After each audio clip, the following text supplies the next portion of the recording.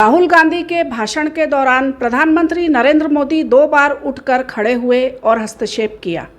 इससे पहले संभवतः ऐसा कभी नहीं देखा गया कि कोई सांसद बोल रहा हो और इस दौरान पीएम मोदी ने अपनी सीट से खड़ा होकर कुछ कहा हो।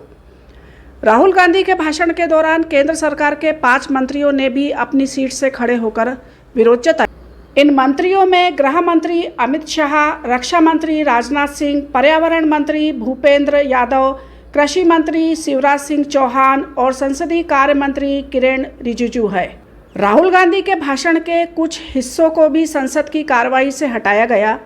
इस बारे में राहुल गांधी ने मंगलवार को कहा, मोदी जी की दुनिया में है, मगर रियलिटी में सच्चाई एक्सपंज नहीं हो सकती है। जो मैंने कहा था, जो मैंने कहना था, मैंने कह दिया, वो सच्चाई है और एक्सपंज करें, जितना करना है करें। जो मुझे कहना था वह कह दिया, वो सच्चाई है। उन्हें जो हटाना है हटाए, सच्चाई सच्चाई होती है। चलिए जानते हैं राहुल गांधी ने अपने भाषण में किन मुद्दों को छुआ और क्या कहा। तो हमारे महापुरुषों ने यह संदेश दिया, डरो मत, डराओ मत। शिव जी कहते हैं डरो मत, डराओ मत और त्रिशूल को जमीन में गाड़ देते हैं। दूसरी तरफ जो लोग अपने आप को हिंदू कहते हैं वो 24 घंटे हिंसा हिंसा हिंसा, नफरत नफरत नफरत। साथ ही वे कहते हैं आप हिंदू हो ही नहीं। हिंदू धर्म में साफ लिखा है, सच का साथ देना चाहिए। स्पीकर महोदय के लिए कहते हैं, जब मैंने आपसे हाथ मिलाया तो आप सीधे खड़े रहे। जब मोदी जी ने हाथ मिलाया तो आप झुक गए और उनसे हाथ मिलाया। किसान के बारे में कहते हैं, सरकार को इतना अहंकार हो गया है कि किसानों को आतंकवादी कह दिया। किसान आंदोलन में शहीद हुए लोगों को श्रद्धांजलि देने के लिए 1 मिनट का मौन रखना चाहते थे, लेकिन आपने ये कहते हुए इनकार कर दिया कि वे आतंकवादी हैं। सरकार अभी भी उन्हें एमएसपी की कानूनी गारंटी नहीं दे पाई है। बीजेपी वालों के लिए कहते हैं, मोदी जी के सामने बीजेपी नेता मुझे नमस्ते भी नहीं करते। वे कहते हैं कहीं मोदी जी देख ना ले, दिक्कत हो जाएगी। अयोध्या की जनता को छोड़ो, ये तो बीजेपी वालों को डराते हैं। अग्निवीर योजना के बारे में कहते हैं, एक बारूदी सुरंग से एक अग्निवीर शहीद हुआ। मैं उसे शहीद कह रहा हूँ, लेकिन भारत सरकार और नरेंद्र मोदी उसे शहीद नहीं कहते, उसे अग्निवीर कहते हैं। उसे पेंशन नहीं मिलेगी, उस घर को मुआवजा नहीं मिलेगा, शहीद का दर्जा नहीं मिलेगा। हिंदू वाले राहुल गांधी के बयान पर पीएम मोदी ने कहा, ये विषय बहुत गंभीर है।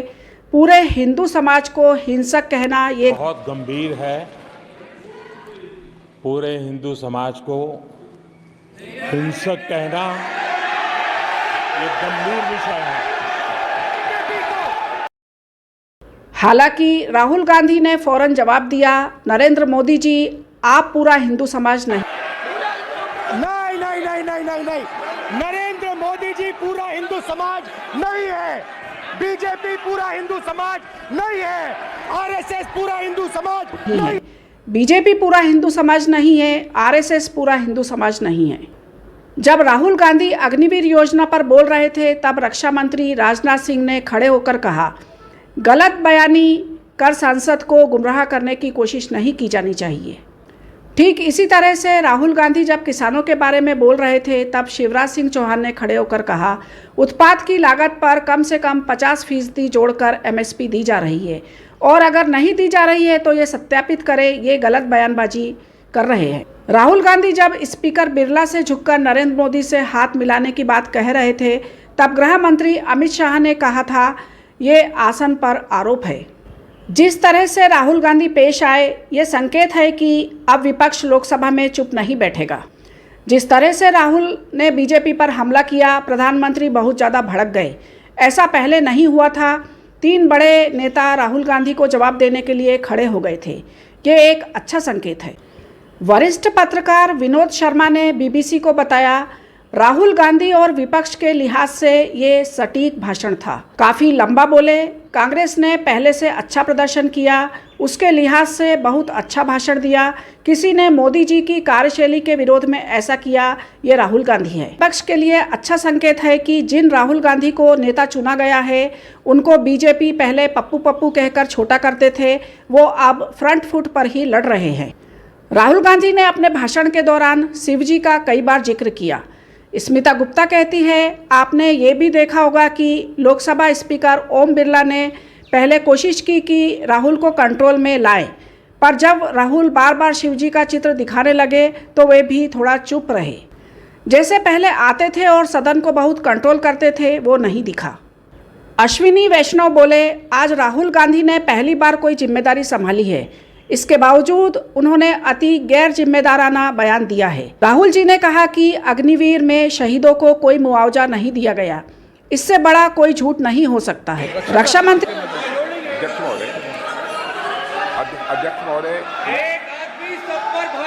अध्यक्ष महोदय, मैं नेता प्रतिपक्ष से अनुरोध करना चाहूंगा, गलत बयानी करके सदन को गुमराह करने की कोशिश गलत नहीं है सर, गलत नहीं है सर, लेना चाहता हूं कि युद्ध के दौरान अथवा सीमाओं की सुरक्षा के दौरान यदि हमारा कोई अग्निवीर का जवान शहीद होता है तो उसके 1 करोड़ रुपए की धनराशि सहायता के रूप में उसके परिवार को मुहैया कराई जाती है।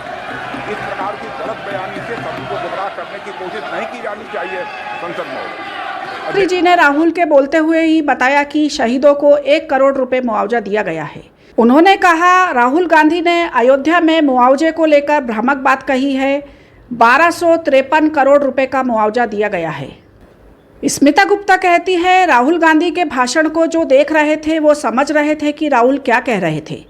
राहुल ने जब हिंदुओं की बात की तो उन्होंने बीजेपी की तरफ संकेत किया, लेकिन जो अखबारों में सिर्फ बयान पढ़ेंगे वे सोच सकते हैं कि हर हिंदू को राहुल कह रहे हैं, पर टीवी पर जिसने देखा या जो मौजूद थे उनको साफ पता लगेगा कि राहुल गांधी का इशारा हिंदुत्ववादियों की तरफ था, हिंदुओं की तरफ नहीं। सत्ता पक्ष को तो समझ में आ ही गया होगा, सत्ता उससे ध्यान भटकाना चाहती है। बीजेपी का ये पुराना खेल रहा है। बीबीसी के खबरों के अनुसार विनोद शर्मा इस मामले में यूट्यूबर्स की ओर इशारा करते हैं। वो कहते हैं, मेन स्ट्रीम मीडिया का सहारा बीजेपी लेती रहे, लेकिन जो वैकल्पिक मीडिया उभरा है, जिनको यूट्यूबर कहते हैं, उनको भी देखिए। लाखों की संख्या में लोग उन्हें देखते हैं। राहुल का भाषण लाइव चला था और ये लोगों तक पहुंच गया था। वो अपने आप निष्कर्ष निकाल लेंगे। जहां तक सोशल मीडिया की बात है तो वहां बराबर की टक्कर है। अग्निवीर योजना पर भी जब सत्ता पक्ष सत्यापित करने की बात करता है तो राहुल गांधी कहते हैं, अग्निवीर की सच्चाई मैंने फ्लोर ऑफ द हाउस पे रखी है और राजनाथ सिंह जी ने भी कहा है, जो रियलिटी है वो हिंदुस्तान की सेना को मालूम है, वो अग्निवीरों को मालूम है। उनके कहने से या मेरे कहने से कोई फर्क नहीं पड़ता, सच्चाई तो उनको मालूम है, उनको मालूम है सच्चाई कौन बोल रहा है। राहुल गांधी को अपने शब्द सावधानी पूर्वक चुनने चाहिए। इस बार के चुनाव नतीजे को देख तो लोग समझने लगे हैं कि ये लोग किस तरह धर्म का इस्तेमाल राजनीति के लिए करते हैं। पर हाँ, राहुल गांधी को सोच समझकर पेश आना चाहिए ताकि उनको गलत समझे जाने की संभावनाएं ना रहे। कांग्रेस को बीजेपी से मुकाबला करना है तो उनको आगे आकर ही लड़ना होगा, पर जो शब्दों का इस्तेमाल करे वो तैयारी के साथ करे। जिस तरह राहुल गांधी के भाषण पर प्रतिक्रियाएं आई है उससे लगता है कि वो सही रास्ते पर है, पर हाँ, तैयारी और अच्छा करेंगे तो अच्छा रहेगा। राहुल गांधी हिंदू धर्म के खिलाफ नहीं है, वो हिंदू धर्म के दुरुपयोग के खिलाफ है। राहुल गांधी ने संसद में शिवजी का शांत स्वरूप दिखाया, ना कि हनुमान जी का गुस्से वाला रूप। विनोद शर्मा कहते हैं, विपक्ष की आक्रामकता का बीजेपी तोड़ निकालने की कोशिश करेगी, पर राहुल के भाषण ने दिखा दिया है कि जब तक बीजेपी सत्ता में है तब तक विपक्ष का क्या रुख रहने वाला है। मजबूत विपक्ष है, बीजेपी को लपेटने में सक्षम है।